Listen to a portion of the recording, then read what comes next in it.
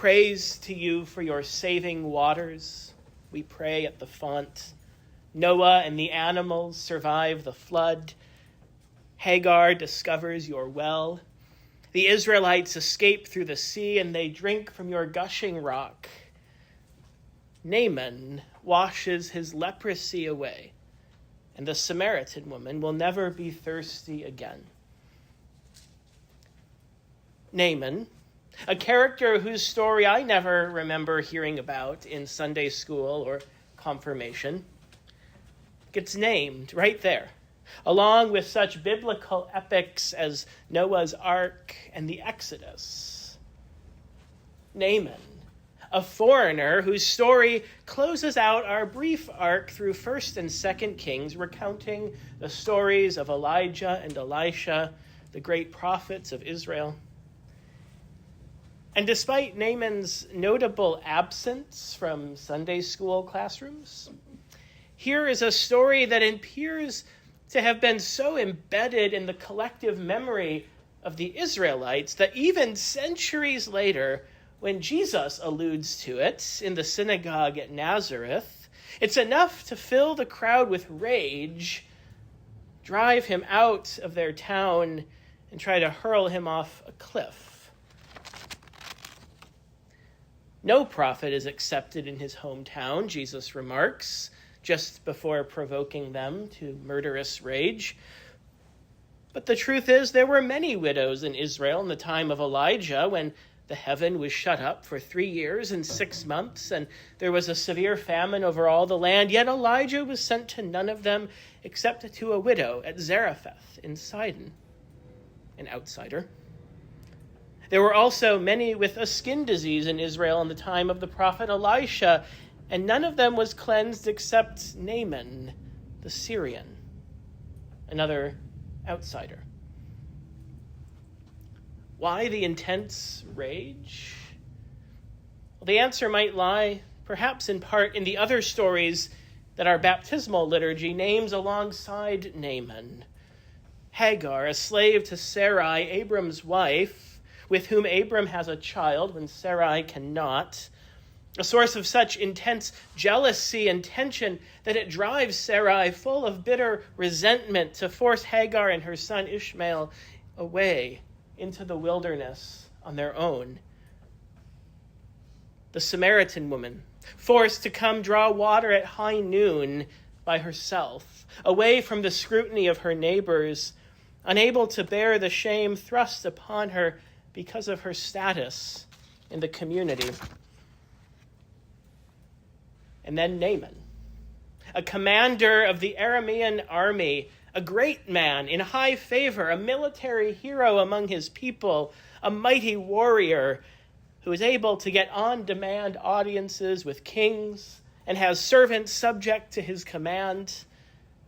This is clearly someone loaded with privilege. And yet, for all that privilege, this skin disease nearly negates all of that, threatening to undermine his standing. Hagar, a foreigner, a slave, and an outsider, discovers God's well and mercy in the wilderness. The Samaritan woman, an outcast among her own community and her Jewish kin, is given living water and will never be thirsty again. Naaman, a foreigner, a political enemy of Israel, and a leper, washes his disease away and his flesh is restored. God seems to have a knack for working with and through outsiders, a truth which Naaman's story underscores at every turn. It is the unnamed Israelite girl, a slave to Naaman's wife, who absolutely has no reason to help her captors, who first speaks up about this prophet capable of curing Naaman of his leprosy. So where does he go? Straight to the prophet that she mentions? Not quite. The convoluted chain of communication is almost comical.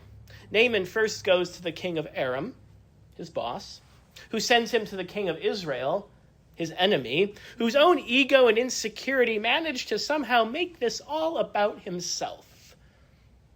Only then, after all of this, does Elisha the prophet, an outsider of his own kind, chime in. What are you doing? Why have you torn your clothes? Just bring him to me. Just like the girl said. But wait, there's more. When Naaman does finally get to Elisha, he's so turned off by the seemingly mundane solution to his ailments. Just go wash yourself in the Jordan River? Seriously, that's it? As if the means weren't good enough, so Naaman refuses to participate. Think about that.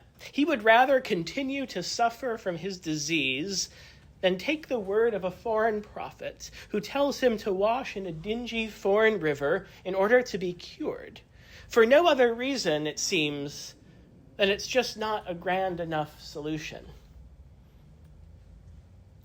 It finally takes the proactiveness of Naaman's servants to talk him down from his rage and reason with him. And when Naaman finally caves to their argument, sure enough, he's healed. Just like Elisha said. From a slave girl that no one listens to at first, to a prophet pitted against his own king, to servants who risk speaking up, this is a healing story that happens because of the outsiders.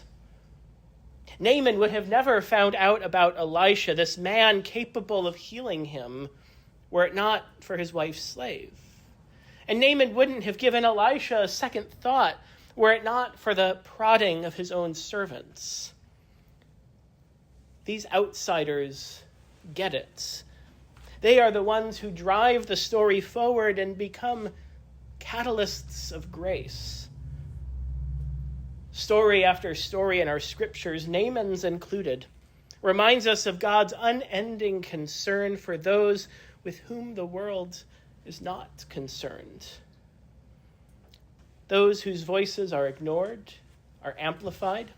Those who are lowly are lifted up. Those who have been made to take the role of outsiders themselves become the locus of God's grace. Naaman's story, intertwining as it does with Elisha's story, and spilling over into the pages of the Gospels and those words of Jesus, reminds us of God's care and concern for those who have been cast aside, no matter who they are. It's a truth that reverberates in Paul's letter to the Galatians, urging the community not to grow weary in doing what is right, always working for the good of all, not only the insiders, but the outsiders too. This is a call to us as church today, and never has this call felt more pressing and more urgent than it does today. When millions of our fellow citizens are in danger of losing access to health care, food stamps, and other vital social services, when already vulnerable immigrant and refugee communities and families live in daily fear of being abruptly separated from their loved ones. O God, we pray in our prayer of the day, you have taught us to keep all your commandments by loving you and our neighbor. And who is my neighbor? One writer posting on social media this week puts it this way: I was hungry and you cut SNAP. I was thirsty and you cut funding to ensure clean drinking water. I was sick and you cut Medicaid. I was a stranger and you deported me. I was in prison and you just left me there to rot. Whatever you do to the least of these, you do unto me. As a church, we face this and every moment together with resolve, Presiding Bishop Elizabeth Eaton reminds us, rooted in our trust in God to work for the good of all. In the midst of grief, God is our comfort. In the face of uncertainty, God is our rock. In the grip of all that is fearful, God is our hope.